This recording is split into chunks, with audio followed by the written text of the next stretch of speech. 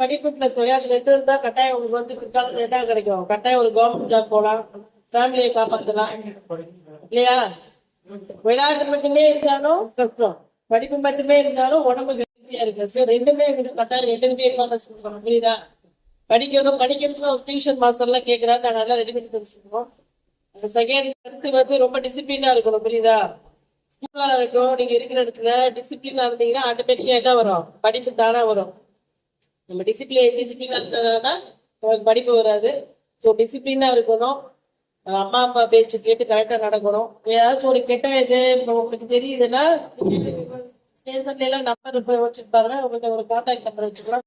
எது சொல்லணும்னா சொல்லலாம். புரியுதா? உங்க ஏரியால நடக்குது, இல்ல உங்களை யாராச்சும் வந்து வேற மாதிரி இந்தியன் ஆக்டிவிட்டிக்கு இது பண்றாங்க அப்படின்னு தெரிய வந்ததுன்னா, உங்களுக்கு ஒரு மாதிரி தெரிய வரும், சம்திங் ஆர்டா தெரிஞ்சதுன்னா நீங்க பிரின்சிபல்கிட்ட சொல்லலாம்.